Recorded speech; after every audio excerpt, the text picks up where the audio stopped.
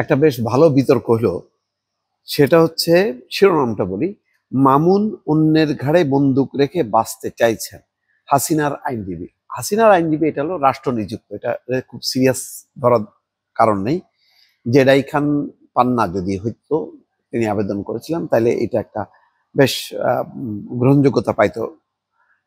তো যাই হোক, এখানে মামুন মানে আব্দুল্লাহ আল মামুন, তার কথা বলা হচ্ছে যে আমির হোসেন হাসিনার আইনজীবী রাষ্ট্র নিযুক্ত, তিনি বলতেছেন যে সব দোষ হাসিনার উপর চাপাই দিয়ে সে বাঁচতে চাইছে। বেলা 12টায় ট্রাইব্যুনাল 1-এর বিচারপতি গোলাম মুর্তজা নেতৃত্বাধীন 3 সদস্যের বিচারিক প্যানেলের এই যুক্তিতর্ক শেষ হয়। এটি হচ্ছে শেষ দিন আর কি, এরপরে হচ্ছে বিচারের দিন, মানে রায় ঘোষণা হবে। তো এখানে বলছেন যে আমির হোসেন বলছেন, আইনজীবী বলছেন যে উনি তো নিজে বাঁচার জন্য অন্যের ঘাড়ে বন্দুক রেখে বাঁচতে চাইছেন। তার এই কথার উত্তরে ট্রাইব্যুনাল বলতেছে, তো নিজে বাঁচার জন্য তো অন্য লোকেরা আসে না কেন? এই যে এত আসামি, তারা আসে না কেন? জবাবে আমির হোসেন বলতেছেন, উনি তো নিজে বাঁচার জন্য নিজের ভুল ত্রুটিকে গোপন করে অন্যের উপর দায় দিচ্ছেন। ট্রাইব্যুনাল বলেন, উনি তো গোপন করেননি, নিজের দোষ স্বীকার করেছেন। তখন হাসিনা কামালের, অর্থাৎ সাবেক স্বরাষ্ট্রমন্ত্রী কামালের আইনজীবী বলছেন, হয়তো সব দোষ স্বীকার করেছেন, আবার স্বীকার নাও করতে পারেন, সেটা বিবেচনা মাননীয় আদালতের।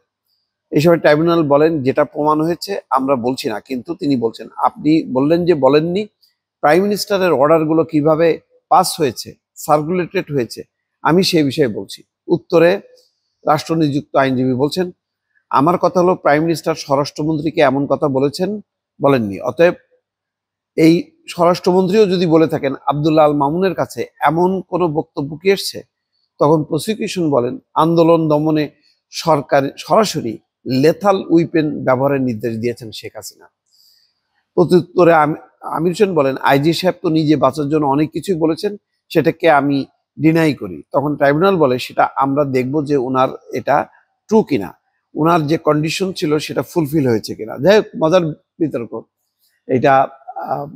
প্রকৃত বিতর্ক হলে হয়তো এটাই হইতো যে মামুন আইজিপি এখন সব দোষ চাপাই দিচ্ছে, এটা হয়ও তাই, কিন্তু বাস্তবে তো তিনি তার দোষ স্বীকার করেছেন যে তিনি তার অর্ডার ফলো করেছেন শেখ হাসিনার নির্দেশ অনুসারে।